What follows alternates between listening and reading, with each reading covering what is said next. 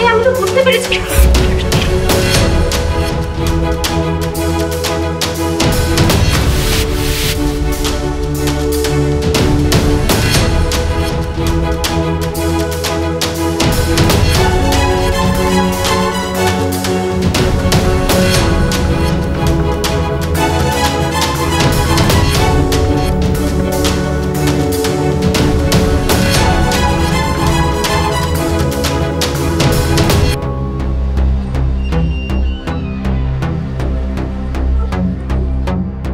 Here is your pizza, sir. এই নিন আপনার টাকা। আমি চেঞ্জ দিচ্ছি। আরে না না, এটা আমার লাগবে না, এটা আপনার কাছে রাখুন, এটা কোনো প্রয়োজন নেই আমার। কিন্তু স্যার টাকাটা তো আপনার। আমি বলছি যে আপনার কাছে রাখুন। আপনি যে এই অবস্থায় এখনো ডেলিভারি কাজ করছেন, এটাই আমাদের জন্য গর্বের বিষয়। এই টাকাটা আপনার কাছে রাখুন, ধরুন যেটা আমার তরফ থেকে আপনার জন্য গিফট ছিল। Thank you sir.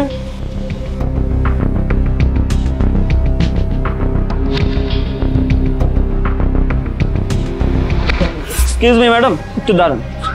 এটা তো মানতেই হবে যে আপনি খুব ভালো পিৎজা ডেলিভারি করেন। আর একটু আগে যে ডেলিভারিটা আপনি করেছেন না, তা আমি পাশ থেকে দাঁড়িয়ে দেখেছি। আপনি নিচে পড়ে যাও একটা ময়লা পিৎজা বক্সে ঢুকিয়ে আবার সামনের লোকটাকে পার্সেল করেছেন। বাহ! আমি না আপনার এইসব বাজে কর্মকাণ্ড আমার ফোনে ভিডিও রেকর্ড করে রেখেছি। এই যে দেখুন।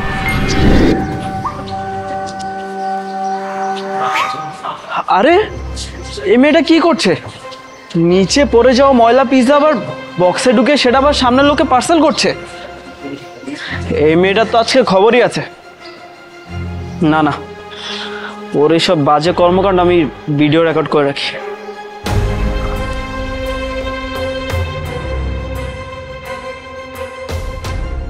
যেই টাকা ওই লোকটার থেকে নিয়েছে ওই টাকা আমি নিয়ে নিব ওর কাছ থেকে। আর এখন যদি আপনি চান যে এই ভিডিওটা আমি ওই লোকটাকে না দেখাই, তাহলে আপনি যে 1000 টাকা পেয়েছেন না, সেটা আমাকে দিয়ে দিন। ভাইয়া প্লিজ, আমি আপনার কাছে রিকোয়েস্ট করতেছি, ভিডিওটা কাস্টমারকে দেখাবেন না। ওনাকে যদি আপনি এটা দেখান, উনি তাহলে কমপ্লেইন করবে আর আমার জবটা চলে যাবে। এই মুহূর্তে আমার জন্য জবটা অনেক বেশি প্রয়োজন। দেখুন, আমি এসব কিচ্ছু শুনতে চাচ্ছি না। আর আপনার চাকরির সাথে আমার কোনো লেনা দেনা নেই। আপনি যে 1000 টাকা পেয়েছেন সেটা আমাকে দিয়ে দিন, তাহলেই তো কোনো সমস্যা হয় না। ভাইয়া আমি আপনাকে বোঝাতে পারবো না, আমি তো কাজটা ইচ্ছা করে করিনি। আমার হাত থেকে হুট করে পড়ে যাওয়া আমি সাজাতে বাধ্য হয়েছি আর কাস্টমারকে ডেলিভারি করতে বাধ্য হয়েছি। আর দেখুন, আমি প্রেগনেন্ট। এই অবস্থায় ওর ভরণ পোষণের দায়িত্ব পুরোটাই আমার। আমি আপনার কাছে হাত জোড় করছি, আপনি প্লিজ এরকমটা করবেন না। আপনি যদি এরকমটা করেন তাহলে এই বাচ্চাটার কি হবে বলুন? এমনি আমি প্রেগনেন্ট আর আমার স্বামী আমাকে ছেড়ে চলে গিয়েছে। ওকে তো আমারই দেখে রাখতে হবে, আর এই মুহূর্তে আমার অনেক ইনকাম করতে হবে ওর জন্য। দেখুন, এসব তো আমি শুনতে চাচ্ছি না। আপনি যে 1000 টাকা পেয়েছেন সেটা আমাকে দিয়ে দিন, হয়তো আমি এই ভিডিওটা ওনাকে দেখিয়ে দিব। ভাই আপনি বুঝতে পারছেন না, আপনার জন্য 1000 টাকা কোনো কিছু না হলেও এই 1000 টাকা আমার জন্য অনেক কিছু। বুঝেছি, এভাবে না আপনি মানবেন না। আমি যাচ্ছি। ভাই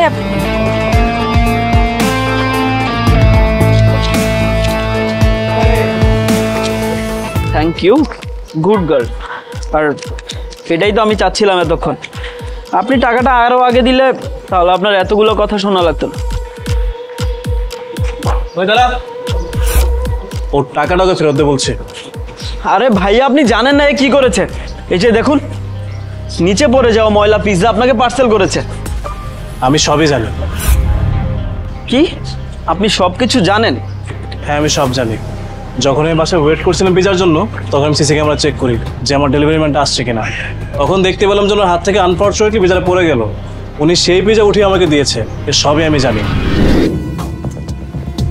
ক্ষুধা লেগেছে অথচ পিজার খবর নেই। সে কখন অর্ডার করেছে? বারবার বাইরে যাচ্ছে আর আসছে, ডেলিভারি ম্যান তো এখন আসছে না। এক কাজ করি, সিসিটিভি ক্যামেরা চেক করে দেখি।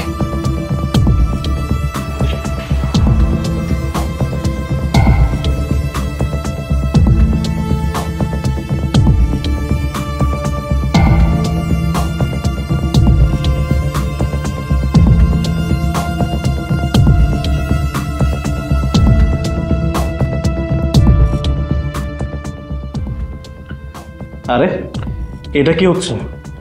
মেয়েটার হাত থেকে পিজাটা পড়ে গেল, সেই পিজা আমাকে প্যাকেট করে আবার ডেলিভারি করছে। দাঁড়া, আজকে তোর খবর আছে। তোর তো খবর করবে তো চাকরি আমি খেয়ে ছাড়বো। প্রথম তো আমার খুব রাগ হয়েছিল। আমি ভেবেছিলাম যে আজকে আমি ওকে ছাড়বোই না, ওকে আমি চাকরি থেকে বের করে ছাড়বো।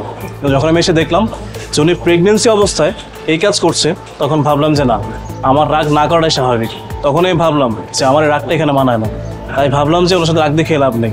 উনি যে এই অবস্থায় এই কাজ করছে, এটাই তো আমাদের জন্য গর্ব, তাই না? আর তুই সামান্য 1,000 টাকার জন্য এই কাজ করছিস না? আর তোর তো লজ্জা হওয়া উচিত। তোকে দেখে তো মনে হয় ভালো ফ্যামিলির ছিল, কিন্তু তো স্বভাবটা এমন কেন? আই এম সরি ভাইয়া, আসলে আমি টাকা লোভে পড়ে গিয়েছিলাম, আমার ভুল হয়েছে। Ma'am, I am really sorry, please আপনি আমাকে মাফ করে দিবেন। ওর টাকাটাকে ফেরত দে বলছি। আর এই নিন আপনার টাকা।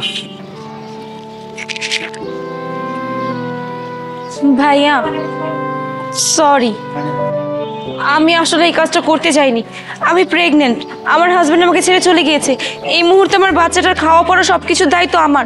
ও এখনো পৃথিবীতে আসেনি, কিন্তু ওর জন্য ওর ভবিষ্যৎ নিশ্চিত করার দায়িত্ব তো আমার, তাই না?